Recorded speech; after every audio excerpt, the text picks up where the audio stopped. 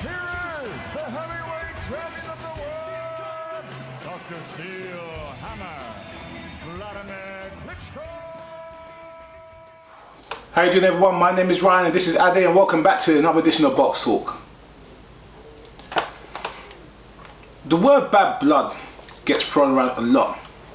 Most times, yeah, that was legit. That is legit, Yeah. bad blood. Hagler Hearns, was that legit bad blood? No. That was just, I want to I want your title. war. Yeah, you think you're bad, I'm bad. We've got a fight coming up between two massive heavyweights. So that bad blood really hits the point. They're both units, you know. Yeah. Klitschko Fury is not bad blood. Not at all. That is a seasoned champion, and you've got the young contender saying, I want your title. Yeah. It's not personal, Yeah. but I don't like your boxing style, but I could beat you. Not bad blood. You got these two guys here, Anthony Joshua and Dillian Whyte, who going back before Joshua became a household name, before he turned pro, before the Olympics, Before the World Championship, these guys had a little amateur fight that back then was way under the radar, no one really cared about, and Dillian Whyte beat Anthony Joshua. Yeah. But now, both have grown, both have matured. Both have considerably grown. Yeah, both are knocking on the door of European/world level. Yes, I'd agree with that, actually. You know, let's be fair. This fight has the winner going somewhere, and the loser, depending how they lose, That's the thing. might be going nowhere. Ooh. Not bad beginning this. I'm going to echo what Spencer Fearon just said. It's a roadman fight. No, forget all the, the boxing talk. This is bragging rights. This is barbershop talk. This is gym talk. Yeah. I've got people coming up to me in the gym because I wear my Boxtalk hoodie in the gym like, oh, you think he's going to win out of Joshua and White? Yeah. Come on, White's a bad boy, People talking like White's a bad boy from South, like, and he's going to do this guy from Watford. It's turned into, and for all these people that are watching in America, it's like a, I can't explain between little territories, but this is a road man fight. The bragging rights of this are so big, it's scary. I'll say one thing about Joshua. And yes, people might say, oh, how do you like Joshua? I do like a bit. The reason I think I like him is that, is this. You win the world title, you silver medal in the world championships, you win the Olympic Games, you shouldn't have won the Olympic Games. I still remember the first fight, I think, against the Cuban guy, Savon. Yeah, he got beaten that fight. Yeah, he got beaten that fight. But sometimes you get a home result. No, I don't think it was a home result. It was a close fight. Olympic scoring system was crap. Yeah, so that's home result as well though. No. Come on, that fight is in Cuba, he loses. The fight is in Cuba, he loses. I'm not saying that's what I'm trying to say. So after that, he's got on the run, and to be fair, look, everyone he's supposed to beat them. I get it, but it's the way in which he's annihilated these kids. Nothing more than the Kevin Johnson one. Yeah, that was an annihilation that no one expected. We expected. Look, I mean, Tyson Fury went 12 rounds. Vitaly Klitschko went 12 rounds. Derek Chisora went 12 rounds. We're like, okay, he's gonna get a few rounds. Yeah. The fight was over in about 30 seconds. Let's be honest. He was just standing up for the sake of standing up. But it's how I look at this guy, and we spoke about this before. I remember watching Frank Bruno coming up, and I remember thinking, my God, he's a bit heavy set, and it's a bit. When I look at Joshua, I see a guy that isn't as big, but it's got that kind of frame, so it's got the comparisons. But it's the athleticism. It's athleticism. Yeah. I kid you not. I don't know. People might not remember this, but he done a thing called something stars. I can't remember what it's called. I don't know. Remember, you got all the kind of athletes. You got footballers. You get runners, and they do this thing, shooting with the stars. Something anyway, where they do 100-meter sprints and dips. Yeah. He won the tournament. Yeah. This isn't just a boxer with muscles. This is an athlete that's been built in a lab. When you consider what athletes go through, and that obviously he's a very large athlete. A lot of big athletes can't do those normal athletic things. I'm telling you now. Remember, you see his Instagram, what the kind of stuff he does on Instagram. Yeah. This kid's a machine. Yeah. And saying that, he's also fighting a machine, I believe. Yeah. He's fighting someone that is, it's not Joshua's first real fighter. No, it's not. No. It's the first fighter that is actually going to try to hit back with bad intentions. That has no fear whatsoever. The muscles don't impress him. Yeah, Dillian Whyte has said a few things which has caught my attention. One, he talked about the muscles and talked about lactic acid and he was just going to gas and he's a big guy. He also talked about Anthony Joshua's mentality, which is, I think, is a very insightful point from someone that actually knows him, because they've been, what people don't understand as well, they've been around each other's environment many times. Sparring camps. Sparring camps with Klitschko. I've heard stories before when Kevin Joshua was over here previously, they were all in the camp together for someone sparring. Dillian Whyte has said from the beginning, the Anthony Joshua I knew when we first fought, or what I heard about, and the Anthony Joshua now is a fake person. Yeah, he says things on Instagram, on Twitter, then deletes them. He says one thing to the press, but then behind closed doors he says nothing. The image you see, what we see on TV and what you see around him, is all a facade. What people that know him and what I know about him and what I've been around him, and I've been in this boxing industry more and know more so than all you other guys, because I'm actually part of the fraternity. He's not a nice guy. Yeah, I'm gonna break that facade and show you what he's really about. What does that mean in boxing terms? I don't understand. If someone's not a nice guy, that's bad. Sure, that means worse things for you. The point I'm making is that Anthony Joshua, Dillian Whyte, does not see Anthony Joshua the way held world sees him, as in the big athlete, the great guy, they're gonna be freaking. He just sees him as another fighter who's trying to sell an image that I'm going to beat up. Yeah, I don't think he's unbeatable. I don't think he's invincible. I'm not impressed with the muscles. I'm not impressed with the size. I'm not impressed with your Sky contract. I'm not impressed with your Eddie Hearn stuff. This is boxing. Should be. No, that's what I'm trying to say. That's what Dillian Whyte mindset is about right now. He's saying, I don't care about none of this. Yeah, I'm gonna walk over and punch you in your face and see what you're gonna do about it. Because I'm a fighter, and that's where the fight comes down to. It's not about all the other elements around boxing. It's about when those who get into the ring. I don't know how any of that means anything when these two guys get in the ring. No, I don't know how the niceness. It's the mindset. No, but I heard him say you're being fake, and I heard Joshua say, "Tell me how." I've interviewed Joshua 2 or 3 times, and all I see is a guy who talks like, "Look, why am I getting upset? This is only boxing." And I see a guy that isn't fake. No, again, I don't understand what I'm looking for. Dillian Whyte has been sparring, as people don't know, long term for years. I mean, not for one camp, with Vladimir Klitschko. He has the same trainer now, Jonathan Banks. Yeah, who was Klitschko's trainer now. Does he have him for this camp though? Yeah, but Banks is with Klitschko. No, they train together. Who is? So Dillian Whyte's in Germany. Yeah, I heard he's training over there and he's mixing it up, doing what he's doing. The point I'm making is that when you look at Anthony Joshua as a big power puncher and a great fighter, he's in there with the best fighter in the world regularly. Vladimir, sparring with Vladimir, taking those heavy shots from Vladimir. Now, is Vladimir going to be turned up like Joshua is? No, he's not. But in terms of the aspects of a bigger, physically stronger, technically sharper, bigger puncher. Bigger puncher? Bigger puncher? Why is he a bigger puncher? Why is Vladimir Klitschko a bigger puncher than Anthony Joshua? I didn't say that. I'm talking a bigger puncher in terms of Dillian Whyte is in with a bigger, stronger guy than he is. Oh, I mean, Dillian Whyte is? Yeah. He's not going to look at Anthony Joshua as, oh, I'm scared, I'm impressed. Seriously, if Klitschko punches you in the face, you're going to say, oh, Joshua can't punch me in the face either. Sparring. No, but no, I'm just saying, you get my point, yeah? He knows the angles to look for. With 12-ounce gloves, you're going to weigh 8 ounces. The point I'm making is he knows the angles to look at. Well, then it's an easy fight for him then. No, it's not. He's been sparring. It's not easy fight.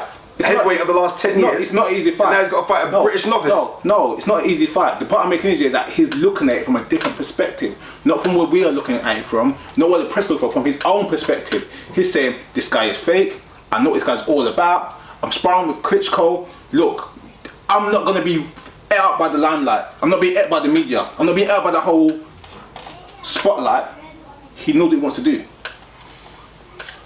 Good luck to him, because I don't think he has a chance. I think it's an early night. I think it's I'm joking. To be fair, it's a close fight. Look, if whoever lands first, like Ryan said, this is 2 big heavyweights. Whoever lands first is in trouble. But don't tell me Joshua's been fighting small heavyweights either. Do you know what I mean? Anyone lands on any heavyweight, it's gonna hurt. Yeah. The question obviously is on Joshua's chin. Can Joshua take a punch? The same question has to be asked about Dillian Whyte. Can Dillian Whyte take a punch?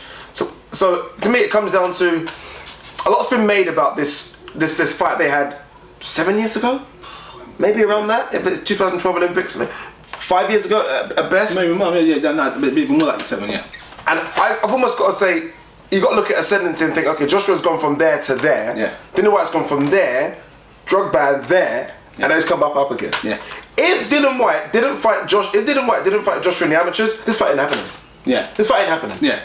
Regardless, you know what I mean? Right. Because Ian Lewison's got as good a record. Yeah. You know, why Ian Lewison fighting him? You know, it's only happening because of that amateur problem. Yeah. And I just, like I said, yes, I'm a bit high on Joshua, but maybe because I follow him on Instagram, I see what he does, and I just feel like we're creating a machine here. Almost similar to Vladimir Klitschko, where even if you do have vulnerabilities, I'm watching him now and I'm thinking, seeing a guy that knows how to cover up from his vulnerabilities. That Kevin Johnson dismantling, as he's smiling and he's hitting him, we've got something here, people. We've got something here. I agree with you. I think Joshua's an absolute animal. I think physically, as a specimen, as an athlete, I think is an A-star athlete. I'm saying his punch power, his speed, his aggression, I think it all matches up well for what he wants to do in the ring. Yeah, but you do have to ask the questions. Has he been hit really, really hard? I'm trying to say, and yeah.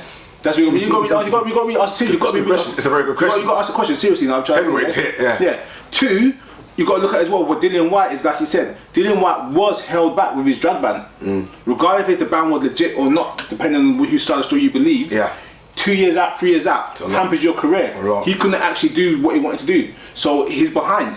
But then saying that, though, you're behind only in professional fights. In terms of maturity, experience, understanding, he might be a little bit ahead. Did you watch his last fight, the O2 Arena? Yeah, I watched it. How disappointed were you in that fight? Yeah, we're impressed. Nor was I. Not I'm honestly, nor was I. No, there was nothing there I thought, ooh. Yeah, I wasn't. But then again, maybe it's level of opposition. You kind of rise to who you're fighting, but I was expecting more. If you look at what Joshua did against equally in terms of standard of opponent, in terms of Gary Cornish, it was lights out. I said sometimes you got to read between the lines. You know what I mean? You just can't. I'm trying to read the fine print. And I'm trying to say all the big press statements and all the little bits that goes on and on with everything is all just show and tell. The actual finished product is actually in the ring. Yeah. And as you mentioned to Spencer Ferry, you mentioned about Spencer Ferry, he said when we done This Week in Boxing, that what he was impressed with Dillian Whyte was the double jab and the triple jab. That weren't there before. Now it's there with Jonathan Banks. That shows the experience from being with Klitschko. You know what I'm saying? Working off your jab, working behind your jab. So yes, Dillian Whyte doesn't look body beautiful, in terms of Anthony Joshua. He doesn't look as explosive and aggressive, but the little things he's working on are the things that you need to work on to have a successful career.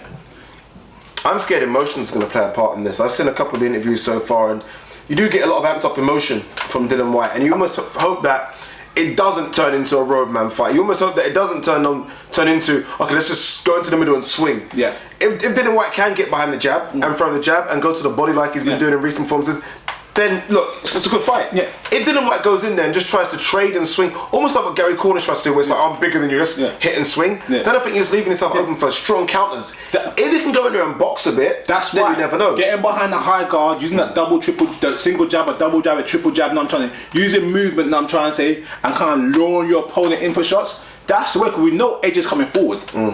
Edge is going to be coming forward like a fucking train. Know what I mean? You think he will? Listen, I think he himself will have a bit more respect for the way Anthony Joshua fights right now, is that he kind of holds center ring, kind of walks you down, corners you up. Similar, I'm not gonna say he's like a George Foreman, but similar like a George Foreman. No, very similar. Where you use your size advantage and your athleticism to actually corner off the opponent, and then start landing. And then you start landing jab, 1, 2, and then once you get a little bit closer, you swarm them. And when you're that big and that powerful, and you have that natural physical strength, you can swarm. Regardless of what I said a minute ago about his whole fight, I think one guy is a superior athlete, has youth on his side, has strength on his side, and I think he has legit power on his side. I think Dillian Whyte's going to make it a fight, not because he wants to make it a fight, because he knows he beat Joshua. He knows in the heart of heart I beat this guy before, and he knows I beat him. I want to put doubts in his mind. And he's going to try, he's going to be smart, but he's going to try outdo Joshua to put that doubt in his mind. And I think, as much as it sounds like a smart thing to do, I think Joshua is not going to take the risk. I don't think Eddie Hearn's going to take the risk. I don't think Sky's going to take the risk. The point I'm making is, they've watched Dillian Whyte for his whole career, they know what he brings to the table, and they believe they have something better in Anthony Joshua. If they thought Anthony Joshua was going to lose this fight, or if it was a real risk, they would have put him with someone, a contender that he could build off. Because if Anthony Joshua lost this fight to Dillian Whyte, who is not world ranked, that puts the AJ show on hiatus. This fight is going to be Anthony Joshua within 4 rounds. Good. No, I think you guys know where I'm going. I think as soon as Anthony Joshua lands, there's problems. And I genuinely believe that could be for every single heavyweight on the planet. Yeah. I just think right now, and I've said it to you in the video before, I just feel like we are watching almost like the evolution. It's almost good for us. We should be happy. Because a lot of us might be, especially if you're around our age, we probably didn't watch Frank Bruno from his first contest upwards, or even Mike Tyson from his first contest. We're almost in a privileged position to be watching a kid turn over and almost see the progression. That could be a great heavyweight. That could be a great heavyweight. So we could be here in 5 years' time and say, man, I remember his first fight, and you know. And I feel like we're getting something with Anthony Joshua. I just feel like Ryan said, and that was a very good point. Eddie Hearn ain't stupid. Sky ain't stupid. You might look at that camp and that stable and think, oh, Kell Brook, the girl, and Quigg. This is the biggest name in that stable. Anthony Joshua is the superstar. Pay-per-view now twice, back to back. Do you know what I mean? They know what they're doing with him. Well, if he does win, and we both think he's going to, will we see him fight for world title next year? So it depends on how the division plays out in the next year. If Vladimir retires, yes, he could win the world title. But I don't think Vladimir's going to retire next year. No, he wants Wilder, doesn't he? He wants Wilder. Wilder ain't going to fight no one ranked next year. I don't think he's going to fight Povetkin either. So I find it hard for Joshua to win a world title right now. 2017 for sure he'll get a world title. But next year, unless Vladimir retires, it's not going to happen.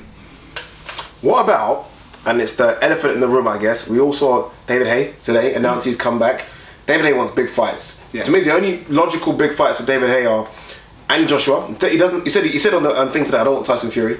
He said I'd rather him not get no money than fight me. So he wants Vladimir Klitschko, Deontay Wilder, and I think he wants Anthony Joshua. Does Anthony Joshua David Haye happen in 2016? No. I don't think so either. No. Well, too big a risk for Sky Sports. Yeah, too big a risk right now. Anthony Joshua and David Haye is a huge fight. Phenomenal fight. I thought you were just going to say very big. Nah, it's bigger than very big. It's like the bloody sun. It's a huge fight if it goes ahead. But again, it's not that they wouldn't risk it. It's about marketing and planning. Yeah, you got to put Joshua in with someone first because he hasn't seen no one with David Haye's skill, speed, or punch power. Okay, there you go, guys. Did we mention this is Nigerian versus Jamaican? Did we mention that? I'm 9%. Did we mention? Oh no, you make it Nigerian versus Jamaican. Don't make it Jamaican Nigerian thing. Sam Nigerian boys got it. Anyway, that's not guys. That's not gonna help you. Anthony Joshua. Sorry, let me get this. Anthony Femi Joshua. I said the Nigerian's gonna win. No, you did. Versus Dillian Whyte, guys. This is a big one. As much as we kind of both said, look, Anthony Joshua wins. As Ryan said, 6'4", Dillian Whyte, 250 pounds. If he hits you, I don't care what heavyweight you are, you're hitting the canvas. And that's the thing. Can Anthony Joshua take those punches?